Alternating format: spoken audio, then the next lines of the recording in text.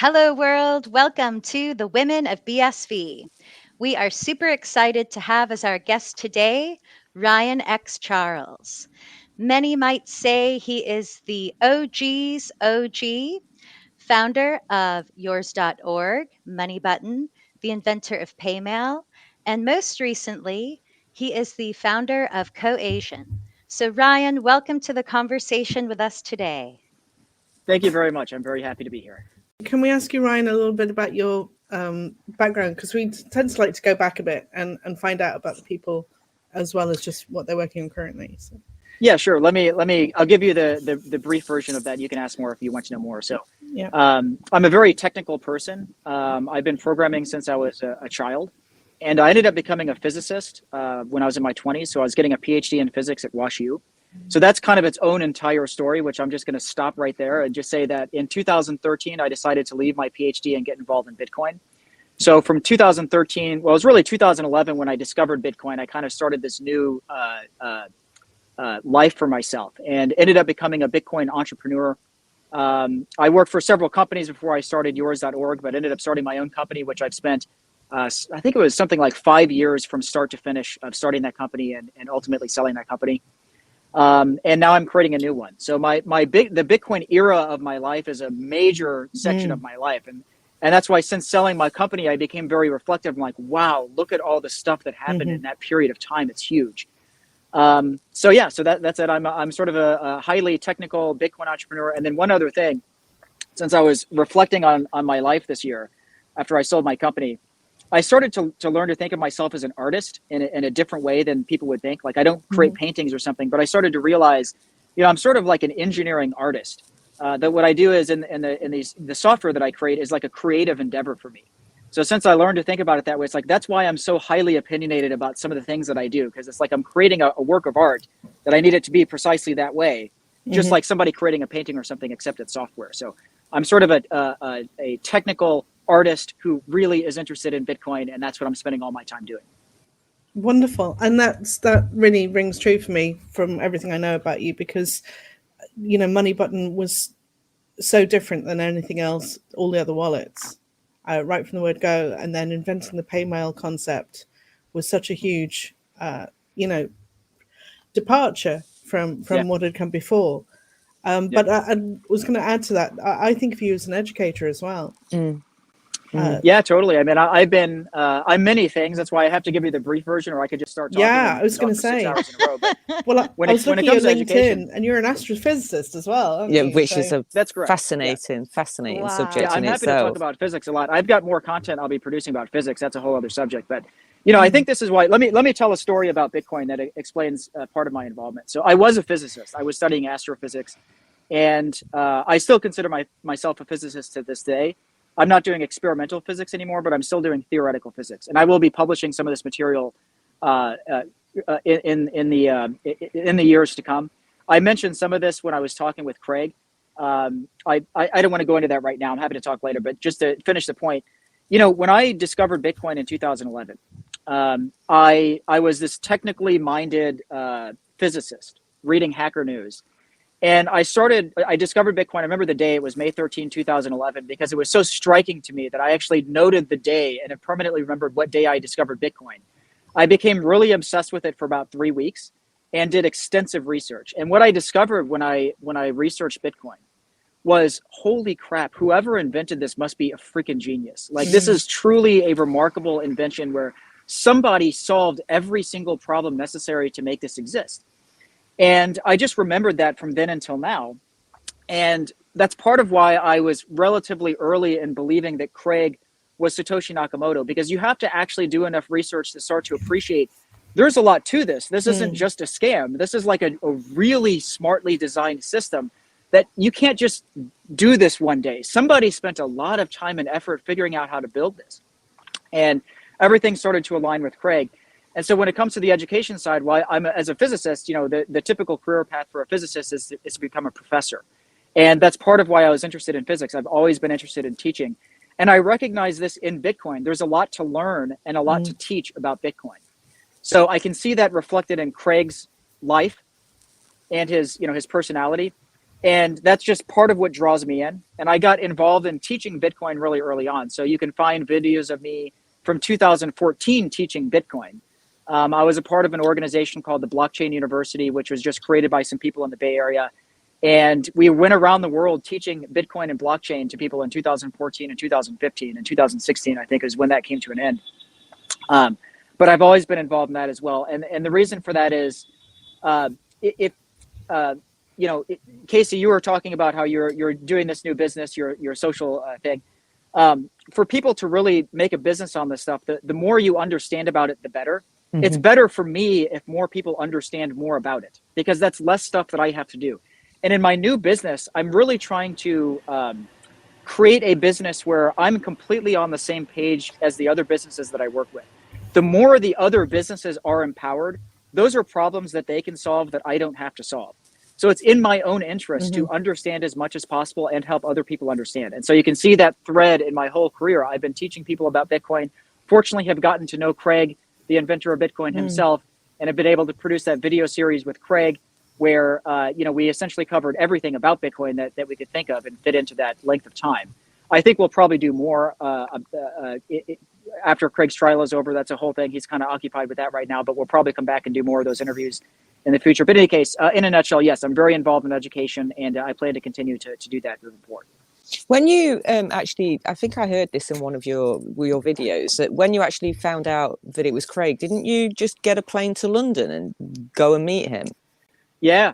So let me tell that story. So I had this intuition that not everyone had, which was Satoshi is probably one person. Now, Craig thinks it's just obvious, and he's like, oh, I wasn't even that private. And everybody in Australia knows that I was Satoshi Nakamoto. He's like, well, I don't live in Australia. And in the United States and in the internet, it was not common knowledge that Craig Wright was Satoshi Nakamoto. But I never believed that it was a group of people, just because I've spent too much time in groups of people. And if you're going to make something that is as smart as Bitcoin is, it's probably not designed by a committee. It's probably designed by one person that just makes decision after decision after decision without arguing with anybody about anything and just doing it right and getting it done. And it sounds like it would be harder for one person. It's not harder. The only way to do something like that is if it's one person. So I never bought into the idea that it was a group. So anyway, fast forward to late 2015, Craig Wright is doxxed. I hear about Craig Wright for the first time. I'm like, oh, the dude's just obviously some scammer. I didn't do any research. I just read the headlines. I didn't read past the headlines. And I just thought, oh, he's probably a scammer. But then in early 2016, all of a sudden one day I was starting yours.org with my co-founder, and we read the news that morning, which is that Gavin Andresen, John Matonis, and Ian Grigg, all of which have published blog posts stating that they have verified that Craig Wright is Satoshi Nakamoto and is in possession of the Satoshi Nakamoto keys. I'm like, what? Wait, come again? So I'm like, wait, that guy from last year that I just assumed was a scammer, he is Satoshi Nakamoto? So I read their blog posts and started consuming the news. And that's when, as I shared on that video I posted on YouTube recently, the story, I'll just tell it again for the sake of the audience. Immediately after these blog posts were published, Gavin Andresen, who affirmed that Craig Wright is Satoshi Nakamoto, he was the lead developer of the Bitcoin repository, originally on SourceForge, but at that time had been moved to GitHub. He had added other people to become administrators of that repo. Those other people deleted him. They removed his admin access because they said, oh, the only way Gavin Andresen can say that Craig Wright is Satoshi Nakamoto, he must have been hacked. There's no other explanation. So they just invented this hypothesis out of nowhere, clearly not having asked him, Gavin, were you hacked? Because he wasn't hacked. And as he backed this up over and over again afterwards, of course he wasn't hacked. This was just a tactic that those people were using to boot out someone who was in opposition to the ways that they were changing Bitcoin. So that was the day when I became aware of, that's weird. There seem to be people that are creating a false narrative about Bitcoin. They're just saying stuff that isn't true. And so the two weird things on that day were accusing Gavin Andresen of being hacked and removing him for what was obviously political reasons. They wanted to just control the repo and they wanted Gavin out of there. That, and then they started making false accusations about Craig Wright. So they just started saying, well, look, he tried to demonstrate that he's Satoshi in this blog post, and we verified that the signature is wrong, and so he's just a fraud. But it's like, but did you read the blog post? Because that's not what the blog post said. But most people didn't read the blog post. Most people read the headlines and they read Twitter and they read the news in the cryptocurrency publications, all of which was already by that point being controlled by cryptocurrency manipulators. And they just believed that stuff. And so few people did any research that the narrative became, oh, Craig's a fraud. And anybody that did research would realize that can't be right. That's not the full explanation here. But that became the narrative on that day, and they just grew that narrative from then until now. So that's when I became aware that Craig Wright is Satoshi Nakamoto. I started taking him seriously. I being a Bayesian, I just studied Bayesian probability theory when I was in graduate school, and what that means is it's just the intuitive idea that you can assess the probability of a claim. So like, what's the probability that it's going to rain today? You know, it's like, okay, well, it's kind of cloudy. I don't know, maybe it'll rain at 50%, I guess. So you have this intuition for what probabilities are. So I think about the world that way, and this is a formal mathematical theory. So I think about the world that way. So I assessed, there's probably like a 60% probability that Craig Wright is Satoshi Nakamoto. So I went from thinking he's probably a scammer to thinking he's probably Satoshi. But I needed more information. It's like, well, there's a lot of conflicting information. I don't want to spend my whole life researching this, but I started to believe that he was probably Satoshi. Now, fast forward to 2017, I was starting this company with my co-founder. An entire year has gone by. We made a lot of progress. My co-founder, whose name is Clemens Lay, had a PhD in computer science, and it so happens he studied automata theory, which is essentially the science of proving things to be Turing complete. Now, a Turing complete computer is a computer that can compute any number. So all of the computers that we use today, your smartphone, your desktop computer, your laptop computer, are effectively Turing complete. They're Turing complete according to the real definition of Turing completeness, which allows for the size of memory to be unbounded. You can add more memory and compute anything in your computer. There are some definitions of Turing completeness that say that your iPhone and Turing and your desktop computer aren't Turing complete because some definitions require infinite memory, but of course, no real computer has infinite memory.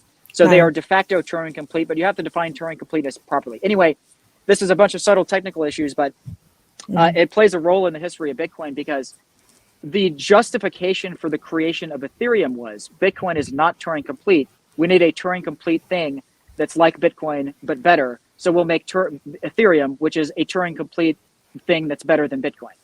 But what they didn't understand was that Bitcoin actually was Turing complete. They just didn't understand how it was Turing complete. So my founder discovered this and was able to prove this. And we got in touch with InChain. InChain is Craig's company because Craig was the only person that we could find a record of saying that Bitcoin is Turing complete. Everyone else disagreed with Craig. So Craig, there's a video of him from 2015 arguing with Nick Szabo. Craig is saying that Bitcoin is Turing complete and Nick Szabo is saying, no, it isn't. But if you research these things, you gradually realize, wow, Nick Szabo actually doesn't know what he's talking about. But Craig does. He's like the only person who knows what he's talking about at that time. So Clemens cold emailed InChain in early 2017. And we just had a bit of back and forth. And they're like, you guys are taking us seriously. And you're clearly, on top of these issues. Do you guys want to come visit us in London? And we're like, of course we want to come visit you in London. I don't know what's going to happen, but let's just go there and find out and meet these people. Meet this guy who might be Satoshi Nakamoto and meet whoever else is in his company there. And so we went and flew out to London in early 2017 and met Craig. And we met the other leadership of InChain. Some of them have never come forward. Like some of these people are not even public. So we met some people that are associated with funding InChain and these things that are kind of behind the scenes.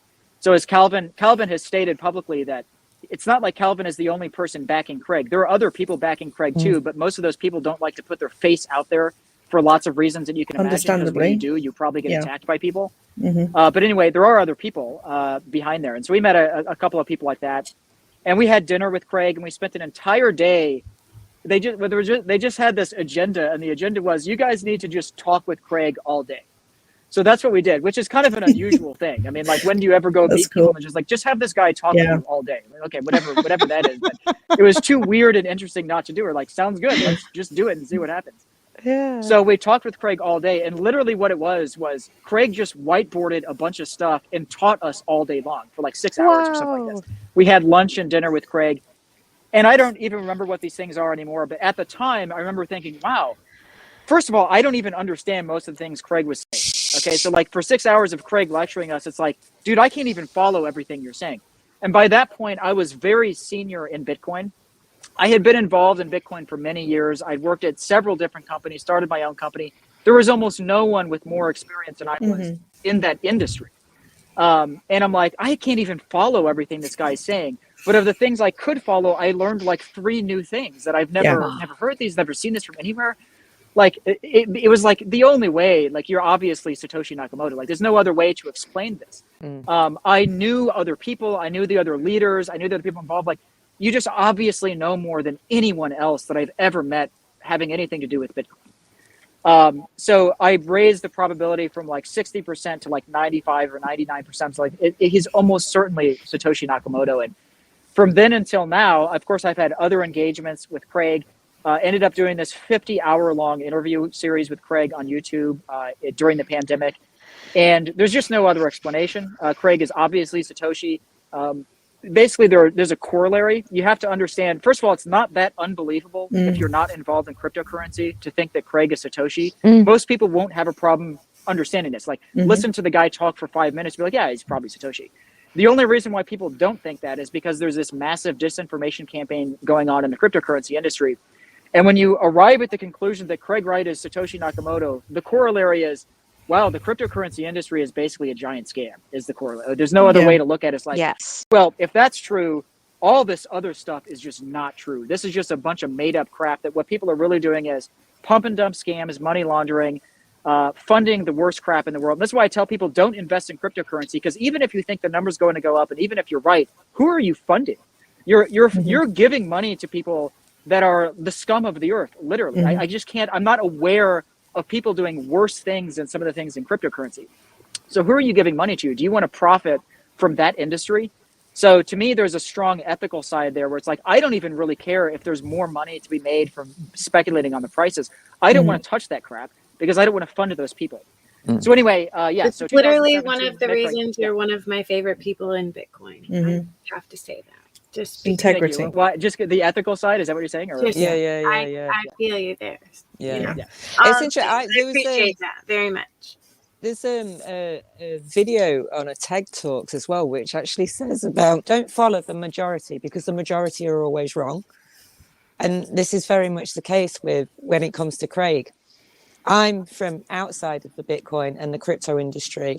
And literally from what I've seen and what I know of Craig, and I've actually met Craig as well, to me, he is Satoshi. There is no other way that he's not Satoshi because like you say, he knows more than anybody about Bitcoin.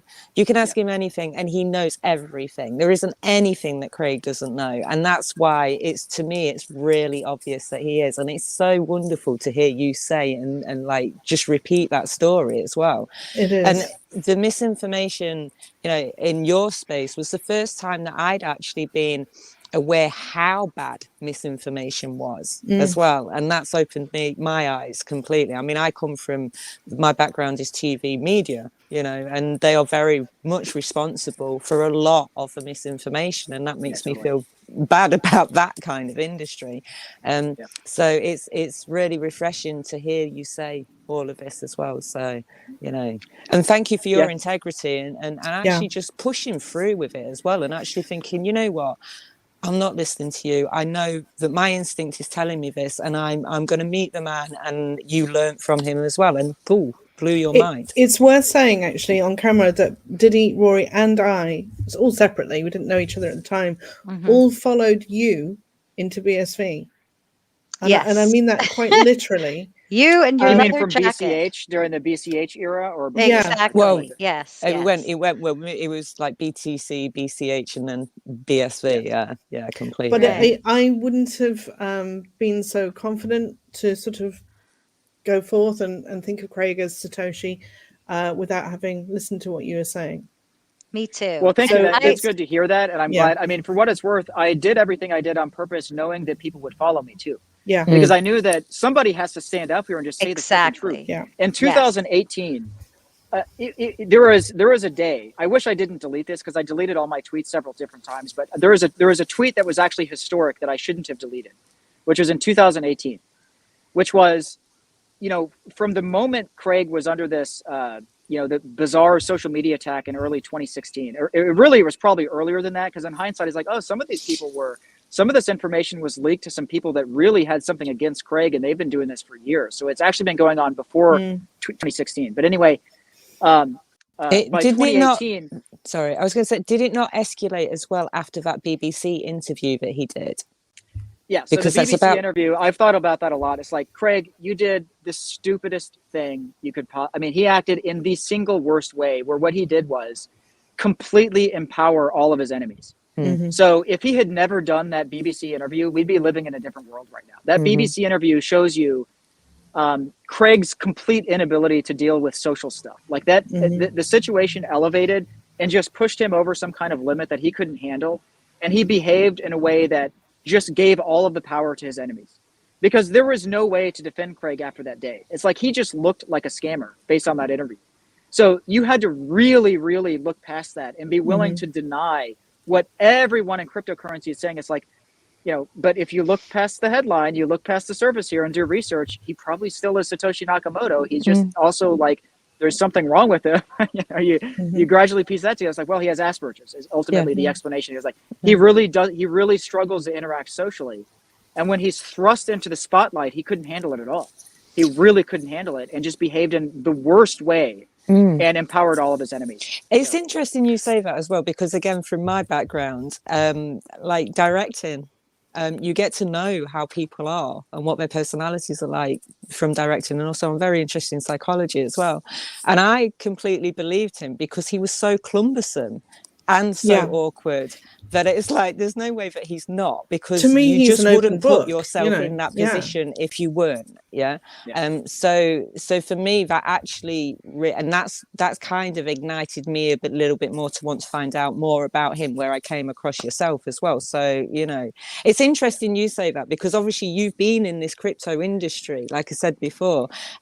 But yeah, from my point of view, it was really obvious that he was, because he was so awkward and he so didn't want to do it, and he so didn't want to be there. So that's really, I just want to say that a life lesson that I've learned throughout all this experience is that everybody actually sees the world differently. You're probably you're probably intuiting something about his personality that I did not intuit at the time. You saw something by just watching that I couldn't see.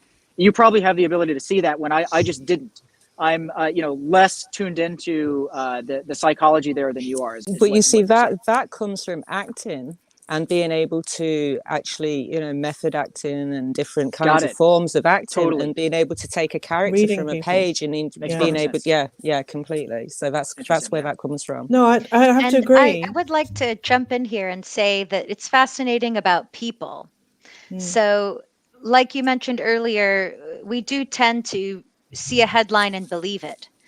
And it's only when someone that we respect that says something otherwise that we pause to think more deeply about a topic, at least in my experience. So I have believed mainstream narratives until someone I respected said something otherwise. And in your case, Ryan, I thought that what you were doing was the essence of everything with Money Button. So therefore, you have the highest level of credibility. Listening to the BKK miners recording, I was highly suspicious of both Craig and Jimmy. And I was feeling the love for Jihan Wu. And then I saw you and I thought, wait a minute. It was like the record did a blip, like stop the music. What? Ryan X Charles? All right, I got to think more on this. And also the concept of the SV node felt really good. When I heard the announcements about the SV node is coming out, I thought, yes, this is excellent. This is going to build it up and, be able to do the data of the world. This is all very enabling. But still, the different personalities, it was all very confusing. So I think that in this arena, as well as in the whole world arena, I've learned more and more to have compassion for my fellows, everyone that does believe mainstream narratives, because I am the same. But when I am triggered to think again and maybe find a different perspective, and I talk about it, I've learned to be more compassionate, because it will take time for everyone, and we're all the same. we're all as easily manipulated as anybody else. So we're not wiser, we're not smarter than anybody. We are just on it, and we're paying attention, and we have had people that we respect that have led us in the right direction to enable this wonderful activity for the world. So I just do like to emphasize that even though I have friends that I try to reach, I try to talk to them, and they really but just have no time to listen to anything that I'm trying to help them with. I'm trying to help them, and they think that it's silly, and that why should I listen to you? Who are you? And I think, wow, I'm really trying to help you right now. But you have to just let go, because there's Yeah. nothing you can do. Just give people time, and understand you're just the same as them. Totally. Yeah. We're Do you, all a bunch of fools. Another thing, oh, excuse me, I'm really croaky. Another thing is, you were saying about everybody in Australia knows that Craig is Satoshi, but also, are you aware that, I mean, and probably some people might not like this, but in China, economic books for college kind of students, economics, they name Craig as being Satoshi. No, I was Wow. not aware of that. Yeah. That's amazing. Wahsai. So that's interesting. So that's a sign that there is it's an English language social media problem that is what's going on. And that's Social also what I engineering. noticed. Yeah. That I talked about this with other entrepreneurs in the industry too, because it was clear that other entrepreneurs in 2014, 2015, these people are creating some type of social media narrative. And it was people like Greg Maxwell. Greg Maxwell's strategy was social media narrative. That's what he did. Luke Jr., same way. There are a bunch of other people associated with Blockstream and other organizations that's what they did. So I wonder if it's an English language social media phenomenon, that because we're English speakers and we're reading English language social media, that's where that narrative is coming from. But that's very, very influential, especially from Twitter, because so many mainstream people, journalists, take Twitter seriously. People like, there's that guy who wrote the article in the Wall Street Journal the other day, Paul Vigna. Paul Vigna is probably not trying to scam people, but he doesn't have a clue. And I know he's reading Twitter because they all read Twitter. All these journalists read Twitter. So anyway, just to conclude, I wonder if that's an English language social media thing that's where all this is occurring. And maybe it's not actually as global or a multilingual. I was going to say, we're susceptible. Yeah. And it's also in the education system. I remember I wanted to be a journalist, and I did go to the journalism school and speak with the dean. And then I decided not to be a journalist because they were only being taught how to write in different formats, and they weren't learning about the world. So I thought, well, I want to write about the world. I want to learn about the world and everything. And so, I thought, wow, journalism is just, oh, there's this type of document and that type of document. And they follow along as we do. We're human. And they just repeat and work for their bosses. Yeah. And get paid. So this is, sorry. Yeah. This is the difference between technical training and education that Craig has pointed out time and time again. You're describing they were giving you technical training for journalism, but they're not giving you like the why. The educate, like this. But what about the important stuff that they weren't teaching you? So Right. Yes. Well, and who's writing the script to all the mainstream media saying the same thing? Like, because it's the same who makes narrative. that? Like when they've made those compilation videos of, so I mean, I'll be the conspiracy theorist of the panel here. I think there's a much smaller group of people creating that narrative, and all these people under them are being paid and threatened and probably blackmailed and all that stuff to help perpetuate the narrative for an end goal. So I think it's protecting the status quo, honestly.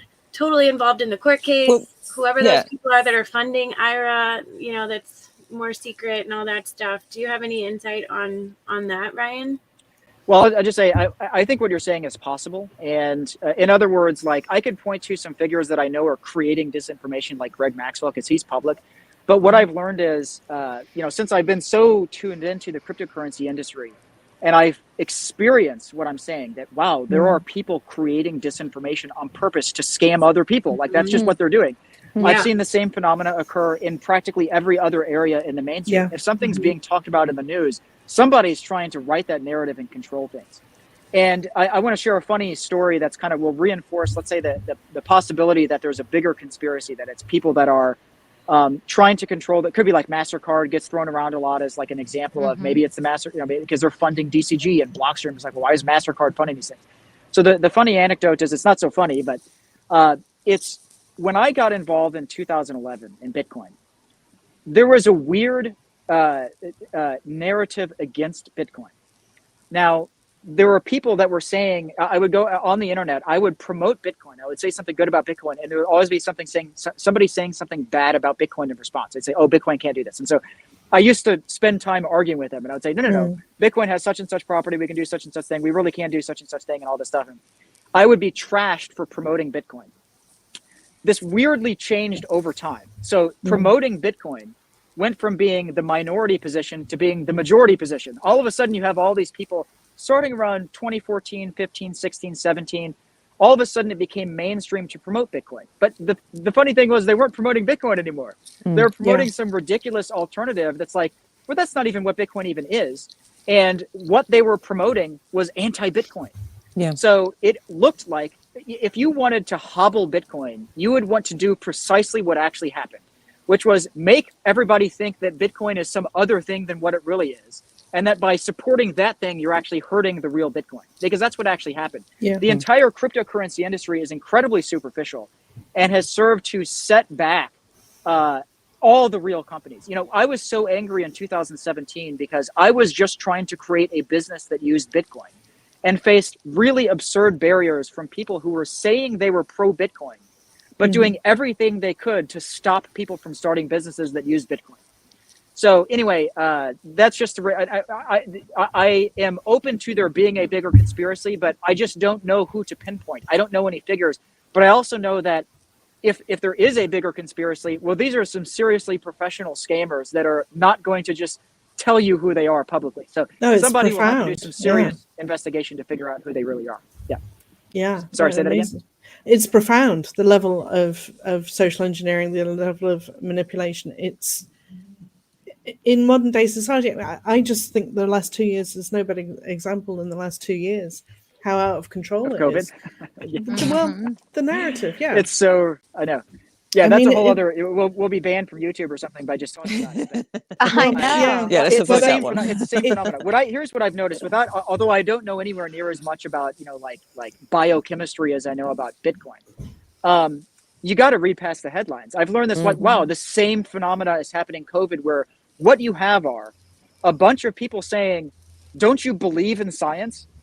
But they don't do any actual research. They're just everything scientific. I want to cry. I know. Exactly. Yeah, exactly. It's like, but did you even read any of the where is your? No. That's not science to just repeat what some authority figure is saying. You've just substituted where people used to use the word God. You're using the word science now, and they literally say that because the tweet that I like to reference now. I had nothing against Joe Biden until again we're getting a whole other story here, but. He said he has a tweet where he says, "I believe in science." It's like, oh, facepalm. Like, you don't. That statement is so incongruent with what science even is to be just completely off the mark. So exactly, anyway, it's the same phenomenon. Sorry, the other thing is the word theory.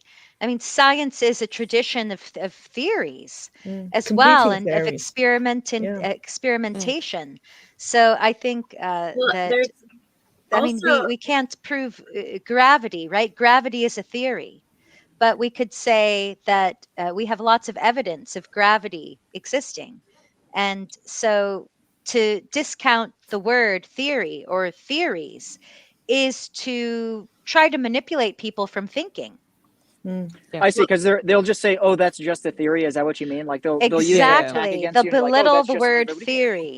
Yes, and just like also alternative. Well, so the word alt has also been demonized. So to think critically and to put forth theories that can be tested is anti-science, according to the mainstream. But isn't that what science is all about? Alternatives is somehow evil.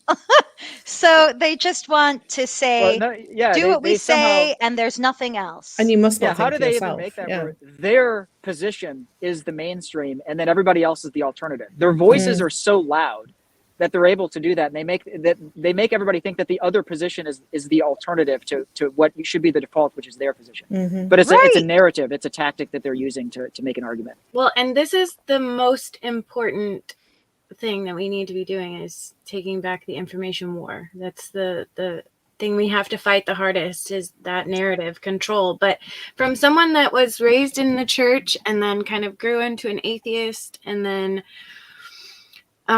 you know, I had my own business where I was able to listen to content like for 6 to 8 hours a day. You know, I was doing home organizing and cleaning, and so I was listening to all these new leading edge discoveries in like quantum physics, and the narrative is also just as controlled in the science space as it is here. And so that's one of the things that I'm trying to do as I'm onboarding people to these platforms, is target all of those people that have these leading edge discoveries that have given me that inner shift where my, you know, consciousness has evolved from new information, and my behaviors have been able to change with no effort because of that information.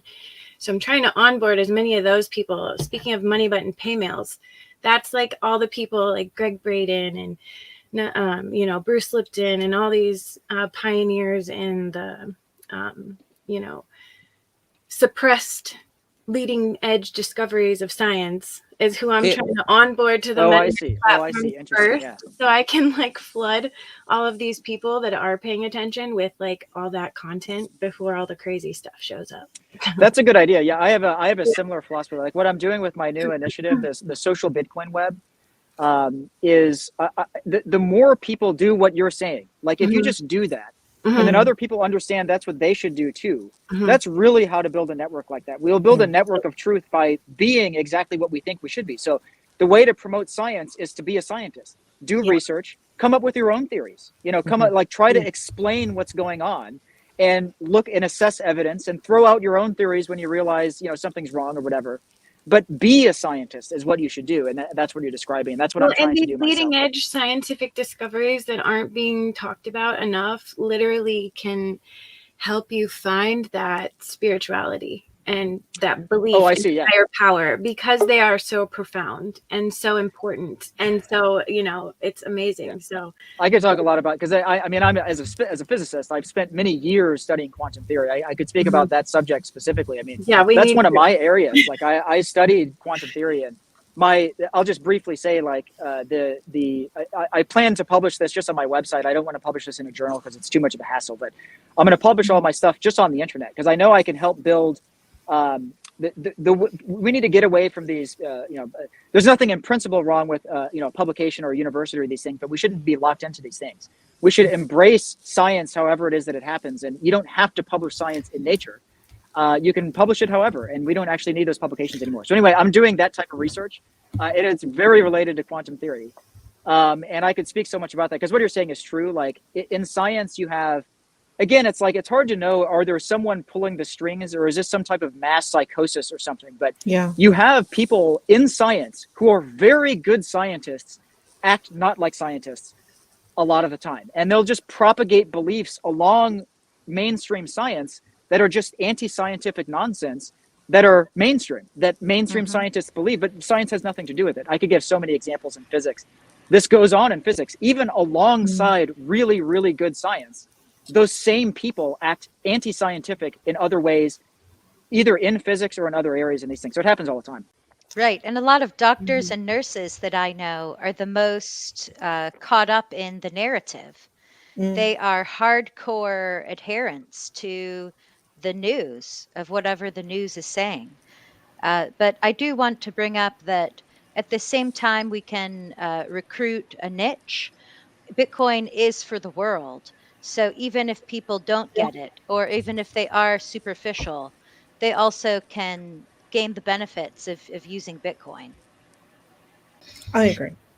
No, I just know we're so early, and we have an opportunity here to, you know, use the blockchain to like document all these really important things that they are trying to sweep under the rug, you know, and that's what it can Ryan, is.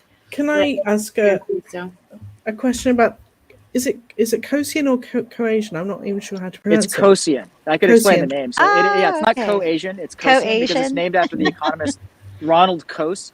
And Coasian is an expression in the economics literature, so it's a person's name, so that's why it's wow. Coasian. That I know that I people will see. mispronounce that. I thought about putting a little an audio file or something on the webpage just Yeah. to remind people Yeah. how it's pronounced. But Good that probably idea. won't be the consumer facing product because I know that people will mispronounce it. But I like the domain name, and for people in the know about Coase, it's a really cool name for a company because Ronald Coase created the theory of the firm. So to create The a firm theory of named the after Ronald Coase. Ronald Coase is a cool name. So, and that Say that domain name is again. available. The theory of The theory of the firm. So if you look up the economist Ronald Coase, he has two major ideas. One is the theory of the firm, and this is essentially why do people make firms? So a firm would be like a business, but he uses the word firm. Why do people make a corporation or a business? What is this all about? And what it is something like, well, imagine trying to have a bunch of one-off contracts with tons and tons of different people. It starts to become a burden. So if you have like N people who are all doing separate contracts with one another, you have N squared separate contracts or something proportional to that.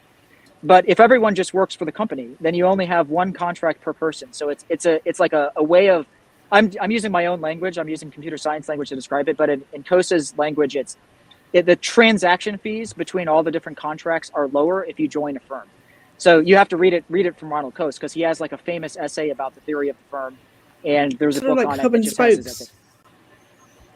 Yeah, exactly. The company is like the hub and spokes versus something like a small world where everybody's connected to each other would be a different way of doing it, which you should see. There are lots of reasons to be small. You can talk with each other, but having to negotiate a separate contract with everyone becomes a burden. Anyway, that's his idea of why it's lower transaction fees to create a firm. What? He has other ideas too, but that's the one that's the most relevant for creating a firm is the theory of the firm. So. It's almost Wow, like because cool. there's an Italian theory that the firm is also family. I mean, obviously mafioso, but firm family because it's that kind of cohesive kind of group thing. Transactional again. unit. Yeah, That makes I sense actually too, yeah. thought. Yeah, I actually thought with Coasian when you said that it was like a cohesion between mind and heart, kind of where everything is, that's a state of being that you should be in It's a coherent state. Coherent Yeah. state. Oh, I see. Yeah. Coherent, Great yeah. variability, coherence. Yeah. So I like that explain too. to I mean, us, Ryan, Sorry, do yeah. explain Cool. to us because I've been to your RyanXCharles.com and I've read it. I'm not sure I quite get what you're driving at. Can you Social Bitcoin? Well, Well, that's that's a Bitcoin web. wonderful comment, Ruth, because I know that there's no way anybody could fully understand what I'm doing right now. Yeah. And I'm doing it the way I'm doing it on purpose, which is I've learned so I spent 50 hours interviewing Craig about Bitcoin, as you're all aware and as we've talked about. Wow. I mean, first of all, most people don't actually watch those interviews, of course. I mean, if only people actually watched, Right. Yeah, I'm telling you, I've watched them I twice. have fallen asleep. He's explaining everything about Bitcoin. You should watch this. And like, well, yeah, some other time or whatever. So that most people just don't watch it, and they read the headlines on Twitter and they go on believing a bunch of nonsense. But anyway, one of the things I learned is what does it mean to have a teacher-student relationship? So the teacher can't actually just give knowledge to the student. The student is an active participant in learning. The student always has to learn. The only thing the teacher can ever do is show the student what they do.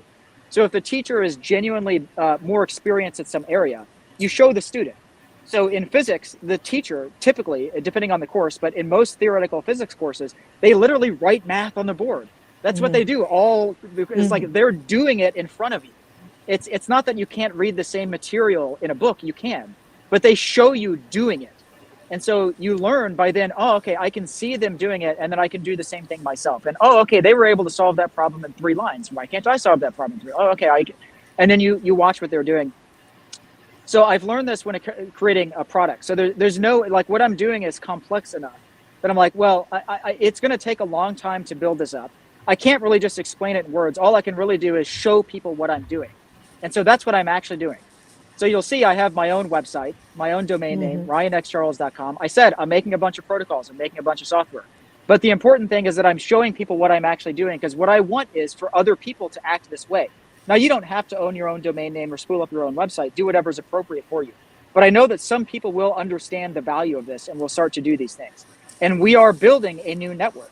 there's no reason that anyone has to understand all technical details at this point. I haven't even figured out all technical details, but I figured out many of them.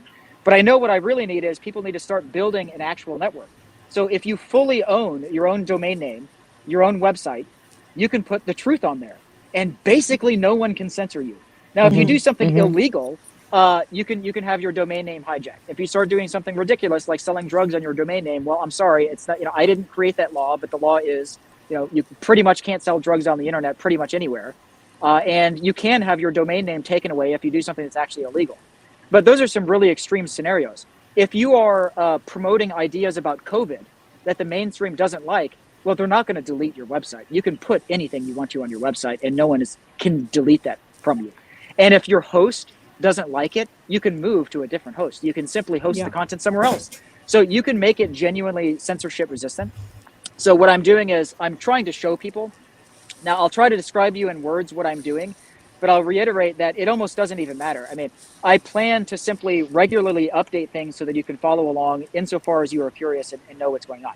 So what I'm doing is the social Bitcoin web is both an actual network of people, or at least it will be, and a set of protocol extensions to Paymail. So Paymail is this system. I'm the co-inventor of Paymail. The other guy is named Andy Me. He's somebody at InChain that we both independently had exactly the same idea, and even created a patent around Paymail that's owned by InChain. So we are the co-inventors of Paymail. What we both recognized was we needed to create an extensible system that we can add new features to it over time. So we're going to be adding new features to Paymail. I say we, I mean, I'm doing this by myself, but communicating what I'm doing. So whether we do something just depends on whether anybody else actually adopts any of these ideas or not. But anyway, it will be many of us. And we need to extend Paymail to do things like I should be able to log into a website using my Paymail, for example. So this is one of the things I'm working on now. There needs to be a standard way to do that. You shouldn't have to use Google or Facebook for auth. You should be able to use anything. So you'll type in your Paymail. And what you're going to be able to do is you're going to be able to run your own entire Bitcoin wallet on your own domain name. Just like you run a website, you're going to run an entire Bitcoin wallet on your domain name. So your domain name can have a website, email, and lots of other services, including Bitcoin. So what I think most people will have is a website, email, and Paymail. And Paymail is basically an interface to your Bitcoin wallet. So we start with authentication. We're going to add all sorts of other features. So we have to get proper SPV going. We need Paymail because we need a way to know your name and be able to send a message to you. And Paymail solves that problem. And by being backwards compatible with email, people are already using email in exactly the right way. I mean, probably the last time you signed up to an internet service, it said, please give us your email. Yeah. And they email you a link. You have to click the link in the email. Now you're logged in. Well, imagine something that worked like that, except take email out of the picture. You just type in your Paymail. It opens a window. It says, do you wish to log in? Yes or no. And you say yes, and now you're logged in. So that's how it will work with email, and it'll be standardized, and you can operate this yourself. So it will be, if you bother to do everything on your own. Now, most people won't, but you will be able to. And if you do it on your own, it's just impossible to censor this. This is what a truly decentralized social network actually is. If you truly own and operate this stuff yourself, no one can take this away from you. And it becomes impossible for people to delete stuff. Now, I want to share with you, since we're, I'll share with you a little bit more information to explain, okay, where am I going with this? What do I mean by all these things? So let's take COVID again as an example. Now, I've been clued into, it's like, oh my God, the same thing in cryptocurrency is happening in like every freaking area, including COVID. What's happening is you got people creating a narrative, right or wrong. I mean, I think there are, for what it's worth, some aspects are right and some aspects are wrong. It almost doesn't even matter. The point is they're just shoving this narrative down your throat, and they don't care about giving you real information. They're trying to get you to believe a narrative. Well, I see real people making real arguments on YouTube and having their content deleted. Yeah. Because they just say something that doesn't conform to the mainstream narrative. Yeah. And I'll give you one example as a guy named Brett Weinstein, who you may be familiar with. Oh, yeah. He had one of his videos. I'm like, how could they delete that video? Like, what the hell? Yeah. The guy is just, that was a totally straight reasonable conversation. Yeah. No, exactly. Just facts, just conversation. They deleted it. What the hell? Like, how is that not censorship? Well, here's how we're going to get around this problem. YouTube's model is just broken. Everybody, like, what they've done is psychologically hook everyone on YouTube, same as Twitter, but video instead of tweets, and everyone's psychologically hooked on it. But they're not really providing any service that can't be provided in a different way where it's not prone to censorship. So there's no reason why the exact same thing couldn't be operated in a fully decentralized manner. So the way this will work is I will follow your Paymail. You can link multiple Paymails just in case a worst case scenario where one of your Paymails gets deleted. You could have backups. I personally plan to have backups, but most people won't do this, and it won't matter because you're probably not going to have your domain name stolen or something. But anyway, I'll follow your Paymail, and you're going to post content anywhere. But I will know wherever you post content. Oh, because I see. don't follow your YouTube account. You're I follow following your Paymail. me. And so I see where you post content. Now you can post content that's then replicated in multiple locations. So you say, where do I want to share this? Ryan, I like it. Exactly. So I want to share this to so YouTube. is this because you've logged in with your Paymail to every site? That's your That you identity. can see isn't it? How do you see You're going to everything? log in, and that's why people will have to adopt this way of doing it. But if you understand, and I know that some people will understand, they'll be like, oh, I get it. I can use my Paymail. I can own everything. If I do it this way and my friends do it this way, we actually can't be censored. There's no way to censor this. It's like And you're can the have same beacon features. that's broadcasting. Exactly. What'll happen is we will create like a beacon of truth is what's going to happen. It's going to be all the real people that don't have to watch what they say because it's on YouTube, that we can say anything. Well, every real influencer is going to do it this way because all their crap is being deleted on YouTube. So where is Brett Weinstein going to go? Well, why wouldn't he host the video himself and then choose where he shares it? He can share it to YouTube. He can share it to Rumble. He can share it to wherever. But he's going to host and own that video himself. And we're going to follow Brett Weinstein rather than following his account on YouTube. And by following Brett Weinstein, you see wherever it is, whatever he's posting. And you So can't you can follow interrupt all it. these people. Yeah. Sorry? You can't interrupt it. This There's no is- way to switch everybody off. There's no way. There's exactly. This there's is no way. why when I spoke to influencers like Chris Sky and stuff like that and was trying to tell him about BSV, he literally like cussed me out and went off on me and was really rude about, how is this going to stop anything? Blah, blah, blah. They're, about to knock on our doors and all this stuff about his activism in Canada. And I was like, this is digital boots on the ground. This is the resistance. Like literally implementing this kind of stuff is what will help take back power to humanity. Absolutely. And Like, that's why I didn't have the technical to explain the difference between BTC and BSV to him in that call. So he like totally was not giving me the opportunity, but I love the way that sounds to, circumvent this whole censorship stuff. It can be. Well, you should use it for women in BSV because what you can do is you'll host the video yourself on your webpage, and you have I think you have womeninBSV.com or something like this. Is that correct? I think I've we do we have haven't one, yeah. officially launched yet, but it's not far Oh, off. okay. Well, I mean, there's no reason not to own your own domain name. You can use it to whatever extent you want to because you'll be able to share it. But I can't guarantee that YouTube will adopt this, right? YouTube will be able to, and I'm trying to make sure that all the protocols are. As much as I hate Twitter. I have problems with Twitter, but I have very good reasons and can describe that in detail. I don't really hate them, but anyway, all the social media networks have the same problem. I can't guarantee that YouTube will adopt this, but I'm going to make sure that they can. That all the protocols. This isn't about disrupting anybody. There's nothing in principle wrong with YouTube continuing to be a video sharing, hosting platform and all this stuff. So the protocols will allow YouTube to adopt it, but they'll still have to opt in. But you can just reshare the video in multiple locations and you can tell your users in the video, okay, well, don't just subscribe to me on YouTube. Also follow my Paymail, log into this other app or whatever so that they can follow your Paymail and be aware of all your content no matter where it's hosted. So it'll be like a modern version of RSS. RSS, if any of you remember, was it still exists, but it was just a way of, in the blogging era of the 2000s before social media was really popular, it was the primary way people shared content was through RSS feeds. We need something kind of like that, but that's just, like better and modern and fits with all modern technologies and all this stuff. And so it'll be just like that. So you'll see it by logging into a new app. Here's what I want you to see, Rory. Okay. You should have your own wallet working on your own personal website. You will see it on your website. Okay. And so your you website open will also your be an app. website. You can download it to your own phone. So you're going to have a private view of your own website. So like, how the hell is somebody going to censor that? You're not even logging into somebody else's service. Like you're logging into your own app and their information is being sent to you. So you're going to see it show up in the Rory app and you can then reshare that information or something like that if you want to. So you'll literally have your own app. Now you might not want your own, it's literally called Rory. That's why I'm demonstrating to everyone I don't know if it's in the App Store yet, but I did literally submit my app to the App Store. The app is called Ryan X Charles. I had a I look. tried I to, didn't yeah, see I it. think it's my I website. didn't tried to find find it. it. Couldn't find it yet. That's Yeah. great. Well, it's not in I there love yet. it. I have submitted it, but it hasn't been accepted yet. But I'm sure it will be accepted. And Yeah. it's my name. So like, if you Mhm. want to follow me, download my app. Now the app is the exact same thing as my website. So it's on both consumer platforms, Android, iOS, and my website. It's the same app and the same content. So this means that, you know, you can find me anywhere. I mean, like, if I get banned from Apple, I'm still on Android and my website is still there. They can never ban the website. And it's the same stuff. So you're going to log into your own app. It can be on your phone or on a website or whatever it is. The content will be shared to you because it's going to be Rory at Rory's domain, .com or whatever it is. Mhm. And when you follow me, it's like the same thing as joining my mailing list.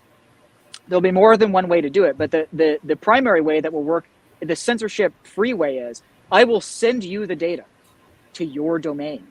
So your website will have a copy of the data. So even if I were taken out, like I was arrested or something like this, you'll have an authentic copy of the information I created, signed by me, knowing that I created it, forever verifiable that it's Amazing. mine. How is someone going to, it would be impossible to censor that because everyone that follows me is going to have a copy of the content. There'll be no way for someone to censor that. So when someone says the truth and they have other people that actually listen and say, I have verified what you're saying, it won't be possible to censor this. And You'll will reshare that be that on data. the blockchain? What this It's data The is on the content Paymail. will be blockchain? on the or- blockchain, but we will track the content on the blockchain so that everything is provable. So you'll know who Right. created something. But the content itself does not literally need to be on the blockchain. It can be hosted outside. And so by default, it won't be on the blockchain. It'll just be tracked on the blockchain. So you'll be able to do things like reshare. So when I post something, I say something like, I wanted to say, I didn't finish saying this earlier, but the tweet that I created in 2018 was, Craig Wright is Satoshi Nakamoto. And I was railed on. I recorded, unfortunately I deleted that one, but there are other tweets where I show you what that looks like. But I got 600 comments, like 99% of which were just trash, slandering me for saying this. Because I was like the only person publicly saying that at the time. But it was like, but this is true. And it's completely ridiculous that these people are literally using fear and intimidation to coerce people into believing that he's a fraud when they have no truth on their side. They have no evidence. So I had to get out there and say that. Now, what you'll be able to do is, how does retweeting work? I will tweet that. And you can see on my website right now, I have a section called Headlines. Headlines is the new protocol for Twitter. So headlines will be on the blockchain because they're so short, you may as well put them on the blockchain. You can reshare my content on your website. So Diddy, let's suppose you reshare something that I tweet. You're like, Craig Wright is Satoshi. I want to reshare that. It'll copy that to your website, and people who follow you can then see that tweet. So if I go away, I'm taken out or something like that, it doesn't matter. The data is copied on your app, on your domain name, on your cloud storage, all of which I'll make as easy as possible for people to do this. Just like you could use WordPress right now. If you copy the tweet to your WordPress, how is somebody, Twitter can't delete that. They don't have it anymore. It's not on Twitter. It's on your website. They can't delete that. So you'll be able to reshare content that way. And just to finish the story, the other missing piece here is understanding how to apply Bitcoin in the situation. You don't need Bitcoin to send tweets around because they're so cheap that you can just do that for free pretty much. But if you send around a 1.5 gigabyte video file, it's a totally other story. So when I want to send a file out there, that cost has to be paid somehow. You have to pay for that. We need a protocol for electronic cash so that you can just start paying other people and servers out there for stuff. So the way the payments will occur is with Bitcoin. So when I want to send a video, again, at Diddy, I'll use an example. You could join my list. The way it'll work is you won't have to pay me for the video, but you're going to have to pay somebody because you're paying somebody for the storage of your server. So either you're paying in pounds or whatever it is to host your thing. Imagine you want to,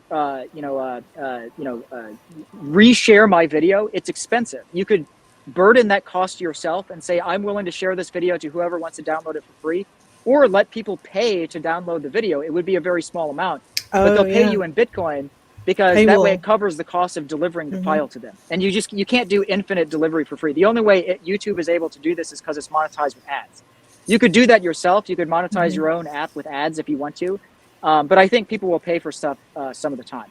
So when I want to send a mail to someone, I'm probably going to be by and large paying it, especially if it's unsolicited. And just for the final bit of my argument here, I've been saying this for years now. What I want is I just want to be able to set a price for someone to send me a message. So that's how it'll work. It'll be like, if you want to send me a 1.5 gigabyte video file, I will accept it, but you have to pay for the transmission of that video to me. And if you pay that fee, it'll be whatever the fee is on my servers for bandwidth and storage, plus a small margin. Then I'll receive your video and watch it and all this stuff. And so you'll pay for that with Bitcoin because it's the way that you can send it internationally, a protocol for money. It's not that everybody has to use Venmo. It's just a protocol for cash over the internet. So everybody can use this, and there's no barrier. It's not like everyone has to agree to use the same business or something like that. Use whatever business you want to. So that's where Bitcoin fits in, and that's what I'm doing. That's the social Bitcoin web, is solving all those protocol problems. And OpenSPV is the name of the software that does everything. Yeah. It stops spamming as well, doesn't it? Because people are going to think twice, thrice before they spam you with something as well, aren't they? Yeah. Doing it that way. So the what this makes me think of, whether you like him or not, it doesn't really matter, is Alex Jones was, universally deplatformed and demonized. Yeah. And Gavin McInnes. But he's got his own website, Yeah. and he broadcasts from it, and he's still on the radio, I believe, although I'm not in America. Same with Trump. Right, and Gavin McInnes, and that's too. fine. I love Gavin McInnes. I And don't he's know who got that that is. censored.tv. He is hilarious. And yeah, he was banned from everything. He was banned from Twitter, from YouTube. Everywhere. And it's, he has his own app. He has censored.tv. And you can join to become a member. But I think the other Up thing till is now, with though, that it's an app, you expensive thing can't to share do. it. Yeah. Right. And you can't even share his broadcasts. So Gavin McInnes is the original hipster. He was the punk rocker who everybody copied to become hipsters. And then he continued on, and he, spoke the truth and got banned from everywhere. And he is definitely salty and also quite, let's say full of surprises. But I adore him and pretend he's my older brother. Yeah, you're Uncle Ryan in our house. Yeah, we got seriously. Uncle Kurt, we got Uncle Ryan, we got Grandpa Craig. I don't really have any family, so when I want to listen to people talk and share stuff and listen to you guys' videos instead of having Curious George on or something, I'm like, no, we got to listen to Uncle Ryan. Does that fly? It works for Very a while. Bitcoin. Yeah. But that would be great, because if you have this, it's called Coasian, my own website, my domain, then I can curate my own links. So if I have access to watch someone, I can share it, or I could just share it with myself, and it's convenient. Exactly. Yeah, and that what I'm doing is to make the UI. So the UI, not only can I make it as user-friendly as Facebook and YouTube, I can go better.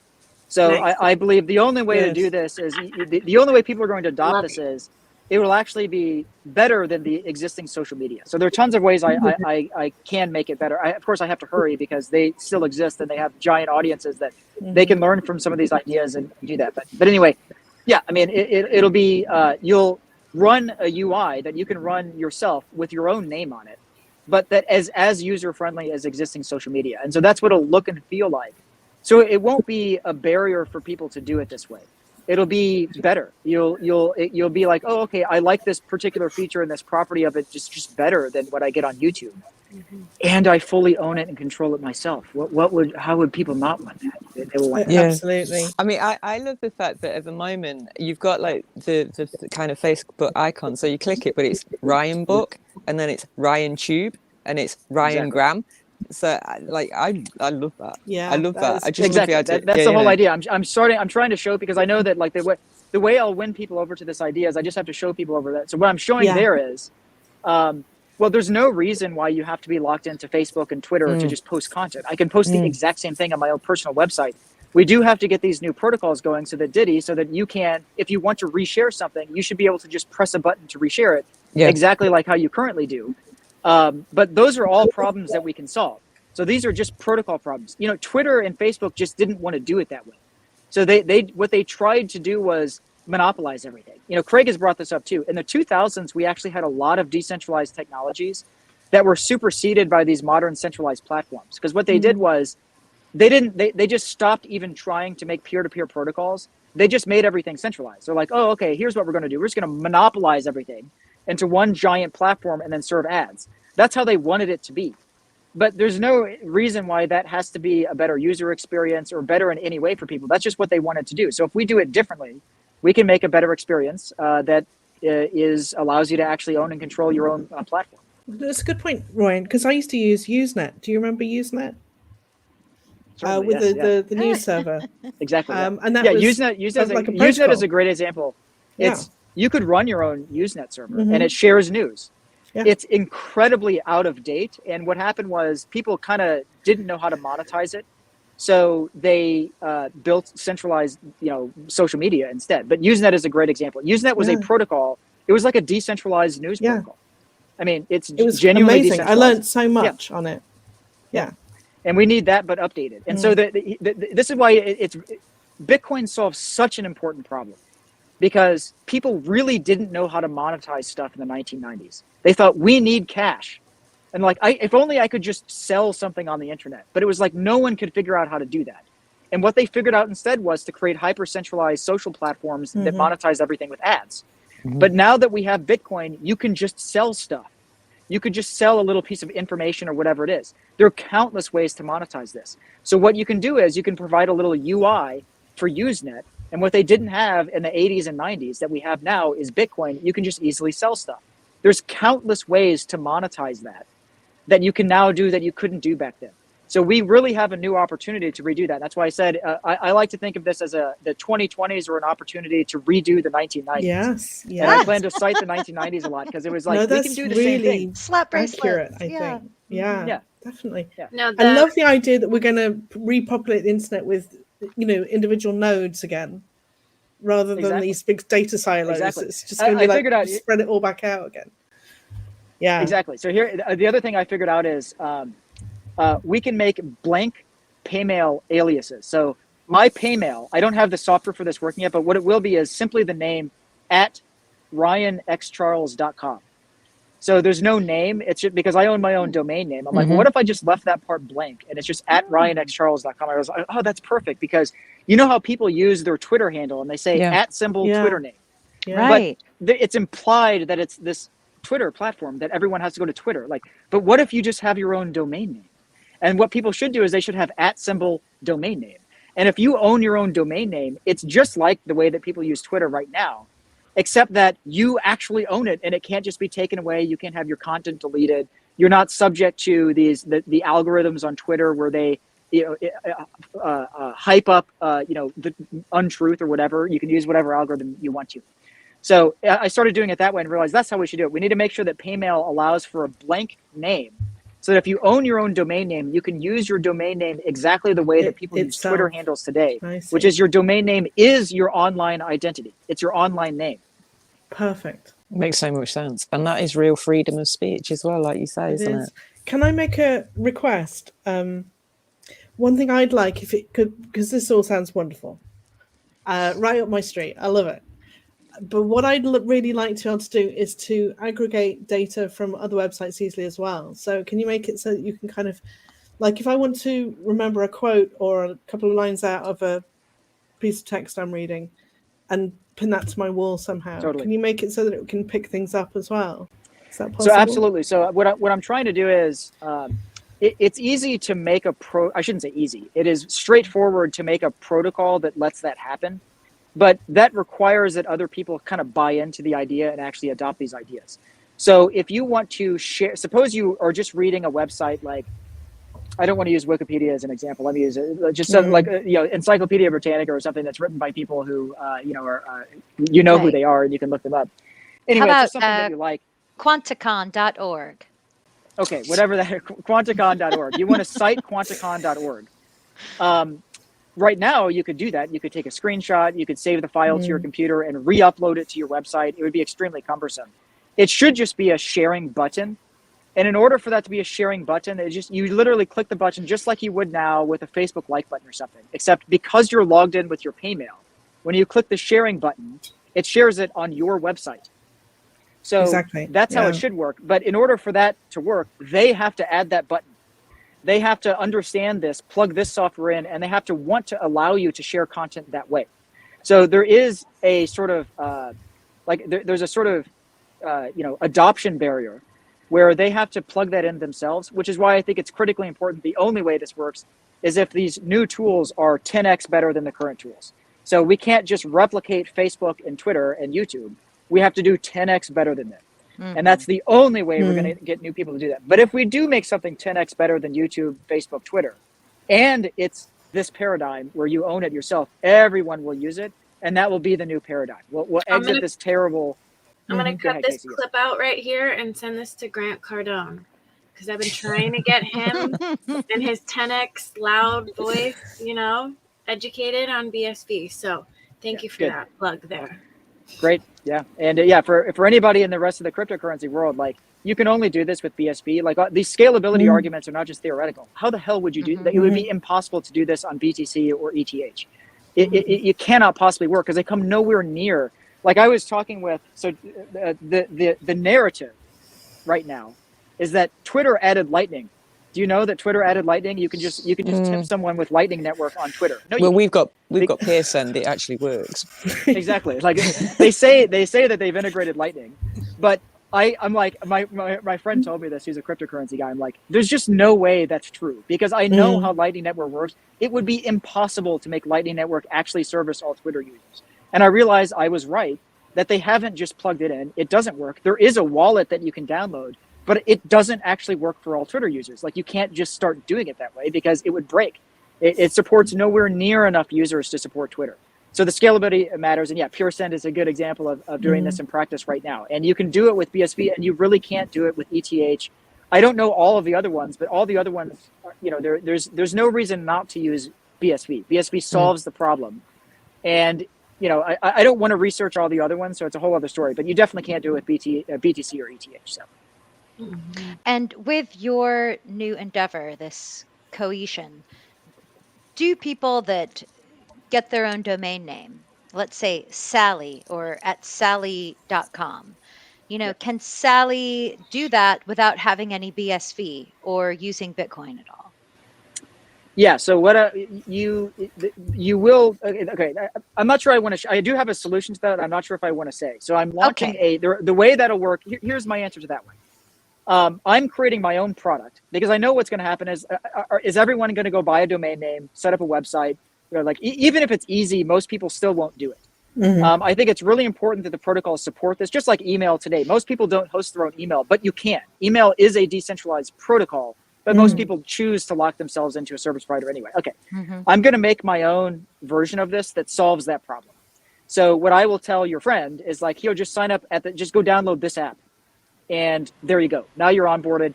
And I have a unique solution to that problem where my product, I'm building a product that is for a market that involves mainstream consumers and mainstream businesses that has nothing to do with Bitcoin. And they don't need to know anything about Bitcoin, and they don't need to have Bitcoin in order to use it. But it uses everything that I'm talking about under the hood. So I'm solving that by just building my own service, but anybody would be able to do it in principle. I just don't want to share the strategy because I don't want to give that away. Sure. Yes. And then we did speak with Alex Agut last week, and he did tell us about how you can top up your Handcash wallet now through Apple Pay for, small amounts at a time. So I feel excited for that because that will enable more people to get involved. It's not a major investment to get involved in Bitcoin anymore with the ability to top up on Handcash.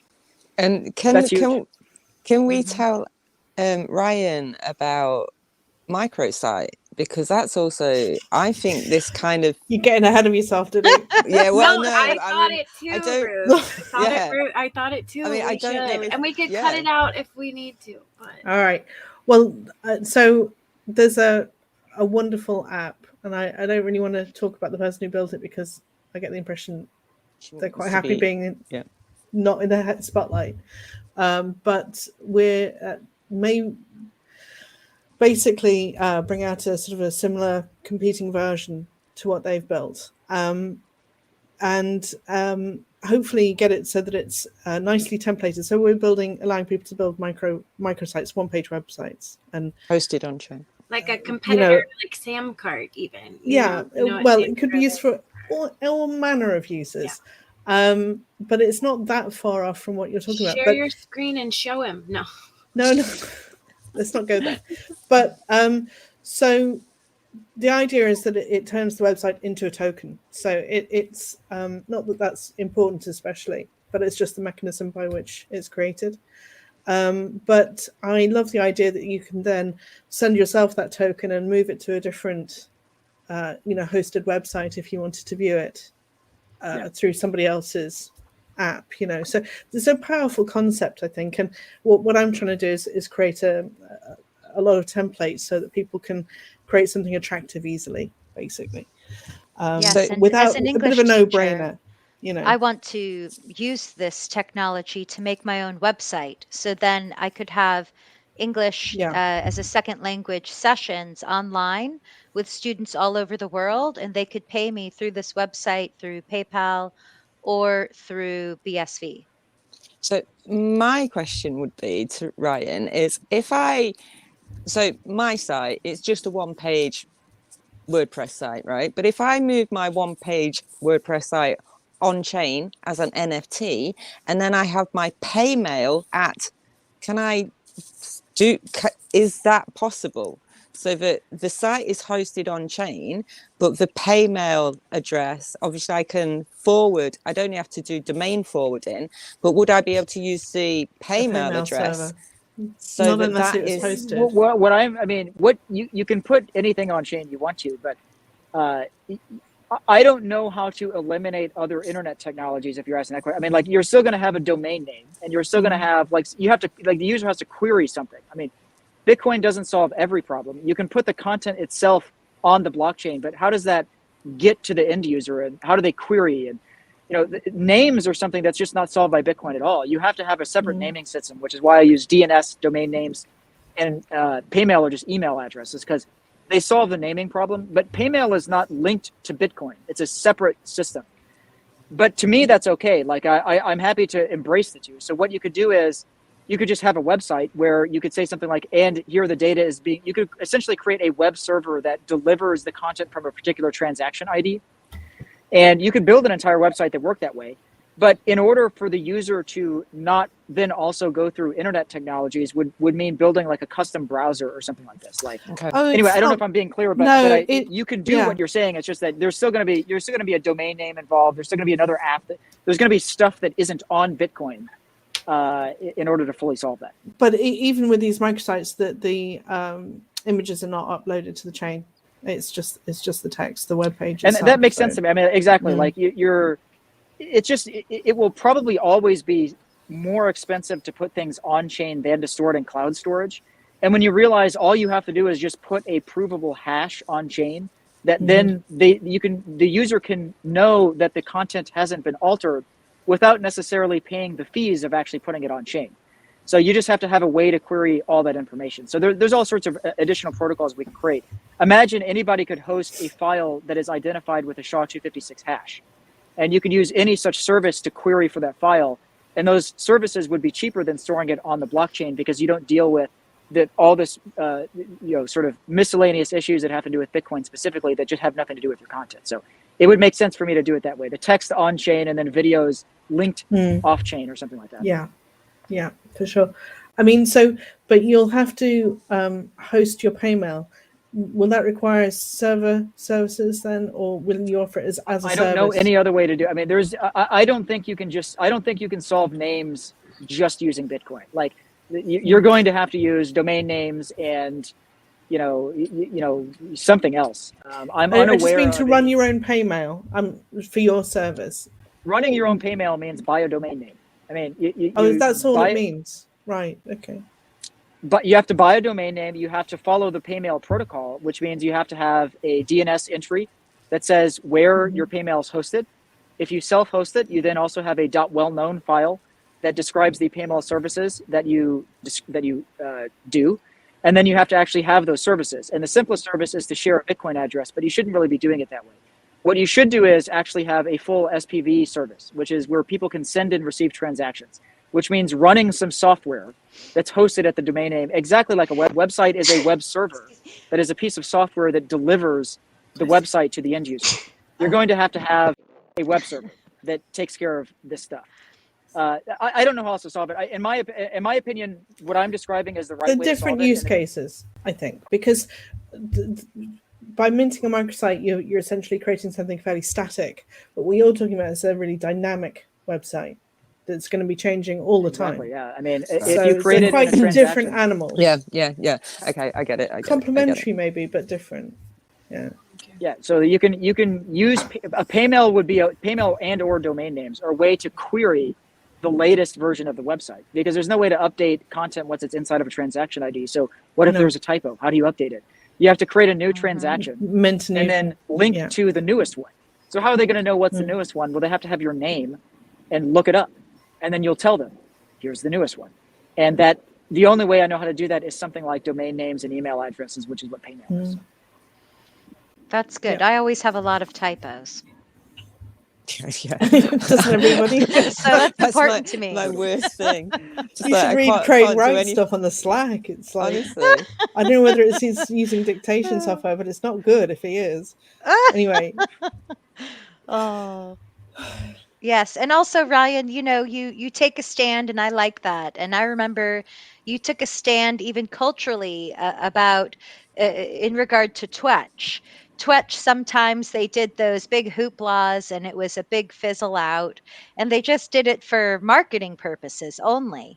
And you were critical of that. You said, "Hey, this is not anything different from what Silicon Valley does, and I don't align with this." And I really was so glad to hear you say that. And I also I've come to appreciate them more and more with their sense of humor over time. I guess you get used to senses of humor over time. But yeah, I do think that it's always refreshing to see what you're saying and think about it. You definitely have a bit of a philosopher's vein there in your living style, the way that you are. And I wanted to know about you. You mentioned your childhood. So, what was that like when you were programming as a child? What games did you play? How did you become so brilliant? Well, thank you. Well, my family bought a computer when I was young. So when I was it was probably like 8 or 9 years old, we bought a computer. How old are you? What was it? Well, it was like a Windows computer. Okay. So we had my father kind of got interested in that as a sort of it was his hobby. And so he was on bulletin boards way back in the day. Like, wow. This would have been like the early 1990s. And this is just yet another system that used to kind of a pre-internet way of communicating. You make me feel very old, Ryan. I know. How old are you, Ryan? I'm so curious. How old are you? I am 37. Oh god. Wow, I'm older than you. 1984. I'm 83. 84. 83. Yeah. I knew from a few things when you said that, like, we had the same childhood time frame. Keep going. Oh, can I just chip in? My first computer was a Commodore 64 and then a ZX Spectrum. Can you remember those? Was a ZX81. No, all I remember is Carmen San Diego. Wow. Yeah. But So anyway, on, so your dad was there on the message boards, and that was when the internet started. Was that during AOL? Or before that? So the bulletin boards were not even internet. This was a way of connecting to other computers that was pre-internet. You would dial into somebody else's server. And it was not the internet. It just wasn't. It was a different system. How fascinating. The internet was like AOL tried to make their own proprietary network. And this is where like they did their own intranet. Oh my god, yeah. Like there were lots of these things. There were lots of custom networks, just like the cryptocurrencies today. It was like, don't they understand that this is a network, and the whole point is that everyone's on the same network, or it doesn't have the value. So you need a protocol that everyone just agrees to, and that ended up being the internet. The internet became that protocol. So yeah, I mean, we had AOL in the 90s, and for me, an important moment was when I got a graphing calculator. So my mother bought me this a TI-80 graphing calculator, which was like it was good enough to let you program on it, but not good enough to have a connection port to download anything from anywhere else. So the only way to get a program on there was to write the program. Yeah. So I had seen people play video games on graphing calculators, and I'm like, that's cool. Wouldn't it be cool if I like made my own game and showed that to my friends, and wouldn't everybody think that was cool? That Wow. idea was enough to motivate me to read the manual to my graphing calculator and learn how to write programs on the calculator. And so that's when I learned how to program, was from doing that. So yeah, so I migrated That's from that to cool. a computer, and so I have been. That's why I tell people. People ask me like, Ryan, how do I learn how to program? How do you do this? I'm like, I don't know. I've been doing this for my entire life. Like I just learned when I was really young. So to me, programming is like a part of my way of being. So Yes, Like learning to That's a crawl or cool something. story. Yes. That's awesome. Yeah. it is. You always wonder. Thank you for asking that, Rory. You know. Oh, definitely. Yeah, I'm fascinated because that's rare. I mean, I know we Mhm. all have our memories, but our childhood, it really does have an impact, and it's how we continue. The games that we played are what we're still playing today, whether Mhm. we realize it or not. That's one of those discoveries, the fact that your brain is in record mode for the first 7 years, and that's going to set you up for all your core beliefs. You that know you what's will play on for terrifying? the rest of your life, like that kind of stuff. If people know that, they might treat their kids differently or something. Like people just, these are the things that when you have the new information, your behavior changes because your consciousness has been evolved. Like that's the revolution is the evolution of our consciousness. That's what we need the most. So all these platforms that can enable those types of things is like just beautiful to be watched, like in their infancy, be built that can propel that stuff. I'm grateful, because otherwise the trajectory doesn't look very good. No, we all need to get on the same page pretty quickly, I think, at the minute. Mhm. It's just getting quite scary out there. Yeah. We do need to take the power back in some, real sense, I think. Mhm. And I hate to put it this way, but get the smart people back in charge. Yeah. I don't know who else running the ship at the minute, but I'm not keen on them. Yeah. Oh my gosh. One of Yeah, the but I reasons think I'm that out here just trying to market for all the people that I do see are the ones that can create the positive change, the positively disruptive stuff, like CoinGeek's saying on their, climbing updates with the hashtag positively disruptive. I really resonate with that because it's like everything we currently subscribe to needs to be disrupted in one way or another. And I, see so much of that happening here in this space, is that change agents are stepping forward and creating the solutions. So we are and in totally, full play all support these for of all these everything you're problems that we doing. notice. yes. Yeah, So all these the problems that we notice are all an opportunity to do something. So Yeah. Exactly. Yeah. Yes. And that's another way that you've taken a stand, Ryan, is that you've said in the past, I don't need to fight against certain entities. I could have them be my customer as well. I love And that. so I thought that was also a big leadership role that you took. Yeah, very You've smart. taken a lot of stances that have inspired me and made me feel more upbeat about things. Because if we want to consider power, it's when we are grateful and when we are shining that we are the most powerful. Mhm. So if we think about, oh, this needs to change, that needs to change, this is so bad, yes, you can feel that way, but don't project it outside. Take it within and totally. say, what can I do here within myself? And to have empathy that everybody is a fool, including myself. Everyone, we are all fools and we all are constantly learning. And as soon as we evolve a little bit, we still realize there's more to do. So it's really important to remember that there's I still have so much more to learn and to grow. So Totally.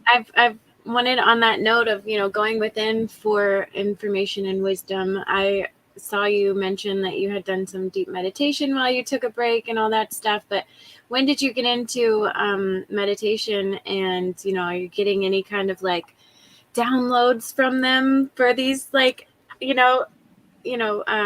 that you're building, or like how did that come into your world? Yeah, good question. Let me say, so I was raised Catholic.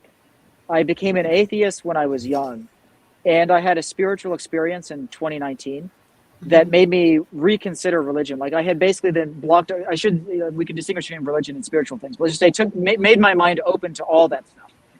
And so from then until now, it's been just a journey of, oh my gosh, I can't believe how closed off to this knowledge I was. I didn't even listen to what these people were saying. Like, I didn't read any books. I just ignored them. I would straight up ignore it. As soon as a subject would come up, I would just, turn it around off, which is and most just people ignore it. these days, by the way. Yeah, totally. About most So things, I noticed that I had been doing that, and so I from then until now I've read many books. I mean, tons and tons of spiritual books, probably 100 at least spiritual books. And I discovered, I mean, meditation is, there's, it's a common, it doesn't have to be spiritual. I don't think everybody thinks about it that way, but for most people, it's a spiritual thing. For many people anyway. And I think it originated, it's very similar to prayer. And there are many different ways to meditate, but I discovered a guy named Joe Dispenza. I love Joe. I was going to ask you. I have his money button, homie. I bought his money button. Yes, I bought his money button so fast. I was like, I'm so excited. I'm here first to get these. I hope you get the chance to give it to him. I have a video I'm going to send you. It's the first YouTube I ever recorded, but it was me saying, hey, I bought your money button. I'd love to show you how to use it to take your brand to the blockchain, and sending it to people. Keep going on your story. That would be awesome. So I went to Joe Dispenza's meditation retreat in Mexico this summer. I want to go. So I read his books, and his meditation retreat was the one that I went to. So yeah, he's a good guy. That's really cool that you have that connection. Yes, it is. And I literally have sent him messages on Twitter trying to invite him to the MetaNet, because, like I said, his content is so profound and changes people so down to the, atom. It's so unbelievably important information, especially with the medical cartel and how badly they are destroying people's bodies and, healing journeys, and just it's so amazing. So that's the kind of stuff that I'm trying to flood the MetaNet with, is that content. I mean, Joe deserves so much more awareness. And we've got some of the smartest people in the world in this ecosystem already. So I really do think that could help propel this evolution of consciousness that I'm trying to help see the 100th monkey thing, click in a little faster over here. Yeah, I'm just thinking, I'll have to think more about this later. Also, again, we don't want to be a cult either. So I think that I would just like to represent my own Catholicism and how I do love Mass. And I wonder, as you're both Catholic in the past, did you ever learn reverence for the ritual of the Mass? When I was young, no. I mean, I now I'm interested in that in a way that I was not interested in when I was young. So all I'll say is I'm learning that now, I would say. Yes, because I have been going to Mass, and you have to find a priest that you really respect. I know that the church that I go to, the priest was an engineer, graduated from the Georgia Institute of Technology, and takes the scriptures very deeply and thoughtfully. So every week I do feel refreshed and inspired, rejuvenated even, by attending Mass. And this is traditional, and this is, some might say, dogmatic, but this is what I'm talking about, where we are free to evolve and to choose and to have traditional inspiration, as well as some new individuals that inspire us. But I just like to speak out, not to be on a bandwagon of one particular thing or another. You could be traditional and also be innovative. Well, what Joe Dispenza, all he's doing is helping people to activate their ability to turn on their own placebo effect in their own minds. It has really nothing to do with spirituality. It's like super scientific. And that literally, his discoveries with, being able to do all these amazing things in the mind and the brain and the coherence and the biofeedback and all the stuff he's doing, it brought me to a belief in a higher power through our science. And you can have that, but at the same time, you also do put down traditional religion a lot, Casey. And so what I'm saying is that I'm speaking up for it, and that we don't have to have Bitcoin stuck into a little corner of we all need to subscribe to Joe Dispenza or whatever his name is. I mean, I've watched his videos too, and it's, it can be very inspiring, but so can very traditional, Of course. boring put down things like the Catholic Mass. Yeah, no, I've never had any experience with Catholic Mass. I went to a Catholic school for 8th grade, and I wasn't Catholic, so they literally wouldn't let me participate or take sacrament or anything, and I felt so excluded every Sunday when I was a student there and still had to go to Mass, and sit through it, but I couldn't, participate or anything, so Right. I get so it. it's I a totally chance do. for you to learn. Yeah, It's no, a I chance for you to learn. enjoyed it. I don't have any, ill will for any religious stuff. I just, like I said, these are some of the things that are on the forefront of science that are being suppressed. So Can I call time on this and say we should be Yeah. respectful of Ryan's time here, because he's been with us for like an hour and a half or more. Right. So has anyone got any final questions, or shall we wrap it up? Well, I just wanted Go to on. say, this is Korppi. Korppi is in Finland. Obviously, she Yes. joined us a little bit late. But, Ryan, introduce Yeah, to meet Korppi. Korppi, Ryan. So Nice nice to to meet you, meet you, Ryan. I'm very sorry that I was late. I been working all day, making the holiday village ready for Christmas, putting all the decorations, and then I just went to sauna and forget about this. And I'm so sorry, but I'm so glad to meet you. And yes, sorry. Well, I'm glad you could make it. Korppi's an amazing person. Yeah, you should. I was gonna say you should follow her on Twitter, but that's the wrong thing to say to Ryan Litchfield. Follow her I'm kidding. Paymail. Yeah, when you set up the Paymail, Korppi. Yeah. So I just want to say thank you so much, Ryan, for joining us. We really Yes. appreciate it. Yes. We all love you. It's not an overstatement to say, and we all followed you into BSV, is the truth. And we really respect you. So we're really excited about this development. I think it sounds wonderful. And I'm going to have to go and get my domain name. Great. And sort this Well, out. thank you very much thank you for having me on. I mean, I'm really pleased Yeah. to hear you say what you're saying. So thanks for having me on. Wonderful to talk with you all, and hopefully we can stay in touch. I'm sure there will be a lot to talk about in the future again at some point. Yeah, no, I'm sure.